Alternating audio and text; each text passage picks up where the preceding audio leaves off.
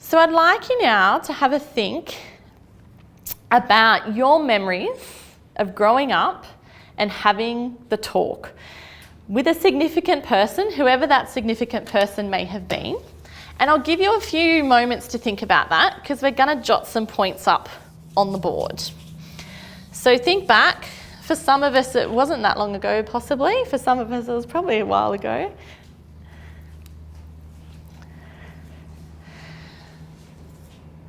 So some emotions or feelings might be coming up around that. Some of us are probably sitting in our seats cringing, thinking about the moment that we had the talk and the conversation with a significant person in our lives. So if you're happy to share, who are the people that you had that conversation with? Who was the key person in your life that had the talk with you? Mother? Mother is a fairly common one, especially for us females. School teachers. School teachers? Friends?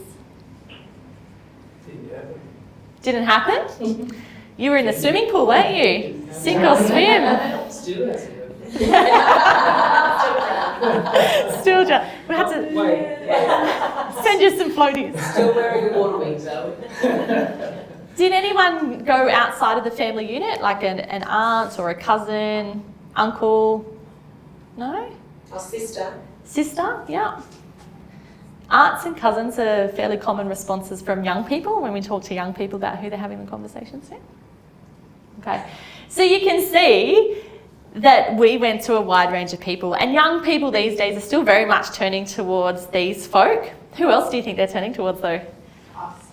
Us as workers and the people in the room. Like, you're here today because you're passionate and you care about young people. You want to be able to share this information. So you as workers, parents, carers, teachers, yes?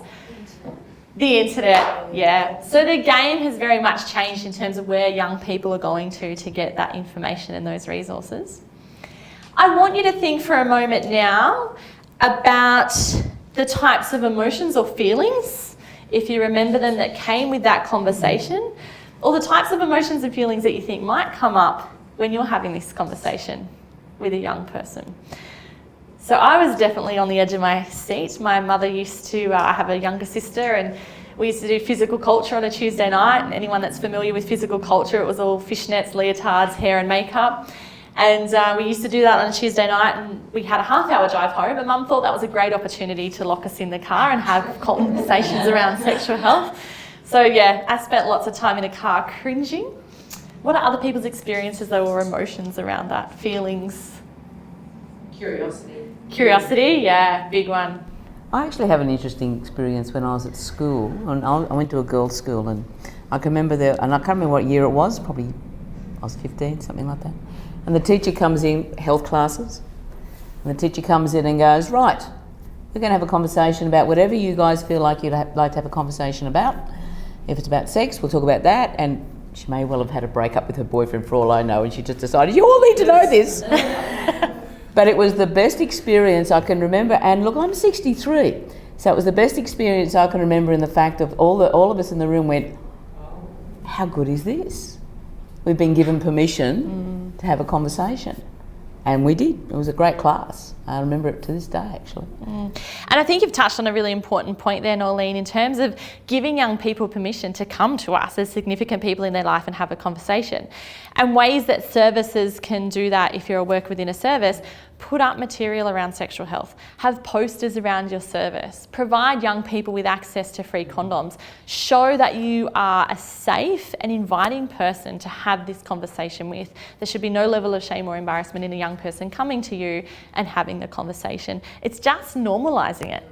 Okay, we've come a long way in terms of normalising mental health, and I think sexual health is very much that next wave. How do we normalise sexual health and having those conversations with young people? And like Norleen said, it's giving a young person permission. It's okay to have those conversations here. And look, you remember that conversation 40, 50 years on. Very powerful stuff. It's the little things, I think, that we quite often don't give a lot of value to, but it's those little things that can empower young people, and it's things that sometimes we do subconsciously, but they're so important. Any other feelings or emotions that people are thinking about? No. Those people that you had the conversations with And some of you would have sought that person out and gone to them and asked questions. Other of you, like me, would have been locked in a car and told whether you liked it or not. I want you to think about what would have made that experience easier for you, or what would have made that experience better for you. I think just the invitation to talk. I know in our centre and with my own kids there's a feeling of isolation, of they're the only ones who think or feel a certain way, when actually when you throw the conversation out, it's oh, I'm feeling that too, or I'm feeling that. Yeah. And so it takes the edge off the isolation. So just that invitation, that curiosity from the caretaker. That's That great. they want to hear and have that conversation with them. Yeah, great response. And you've hit the nail on the head. A lot of times young people, they're going to go through puberty. All of us went through puberty, and all these young people are going to go through puberty at some stage. And we quite often do get these thoughts or feelings of like, I feel like I'm the only person that this is happening to. And that's not the case. But through breaking down some of those barriers around shame and embarrassment through talking through these things, the more we open up and talk about it, we realise, actually, I'm not sinking in this ship alone. There's a lot of other people in this life raft with me. Yeah, great point. What about anyone else? Things that would have made that conversation easier or a better experience for you? Don't be so over-enthusiastic. I remember my mother just went, oh, yes! It's like, okay. Your mum was obviously very sex positive, like, yes, sex is a good thing. Go mum, she was ahead of her time. But it was kind of like, well, little bits of information, like, not everything at once. Yeah, and you've raised a fantastic point, which we touch on, is that this talk, it's not a one-off conversation. It's exactly like you said, it's not a one-off lecture. It's not a sit down in the room and let's talk for 6 hours. It's lots of little conversations. It's lots of little things that can come up, and we call them teachable moments, and we'll have a talk about those. What was challenging or made the situation really difficult?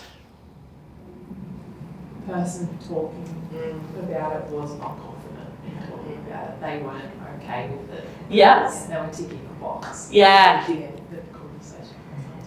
Yeah. You They can feel probably their weren't well awareness. informed either, but I think trying to fulfill their role. Yeah. And there's a lack of empathy there then too, isn't there? There's a lack of, actually caring about what your experience has been. Why have we come to having this conversation? A lot of people don't check in and go, well, actually, what do you already know about that? So a lot of young people will come to us with questions, and it's sometimes easy for us to rush in with the answers. But a really nice thing to do, if you can remember, is to step back and go, well, how about you tell me what you already know? Then you get a gauge as to what level they're at, or what information they've had and how accurate that is, and then we can correct them or go, that's great that you know so much. Yeah, so the level of empathy or that connection that you have with the person sharing that information made it difficult. Any other challenges or difficulties that people had? You don't know your own feelings and how to express them in words. Yeah. Because you talk about you're invited to talk about sex so rarely. It just doesn't. You just can't talk about it when you probably could. Yeah, and touching on that, I think it's really important for us to realise that we try to normalise the conversation, but we also want to make it quite global. No young person wants to hear about our own sexual experiences. And I think that sometimes when it comes to that education role, it's just easy to swing to what we know and go, well, when I was your age, young people don't care. That was dinosaur years ago. Do you know what I mean? And what they're doing now is very different to what we did. So it's also about going, hey, I'm really comfortable for you to have this conversation. I'm giving you permission and inviting you to have it, but it's not about sharing those personal experiences of our own. Young people don't want to hear that, nor should they have to listen to it. There would be some pretty cool stories, I bet. So I think this activity really helps for you as primary people in these young people's lives to think about the conversations that you had and what made it positive, and to think about those conversations and what made it a little bit difficult or challenging for you. So you can kind of put your worker hat on and go, okay, if that was difficult for me or confronting for me, I know how I felt as a young person. I'm sure that the young people I'm working with are having some of those same feelings and anxieties around coming and asking these questions. So you can kind of empathise with that young person. You're putting yourself back in their shoes. So then you can reflect and go, okay, so how can I, as a parent or a carer or worker, be more approachable for those young people to come and have those conversations with me? Does that make sense? Awesome. Thanks, Scriber. We can leave that up there.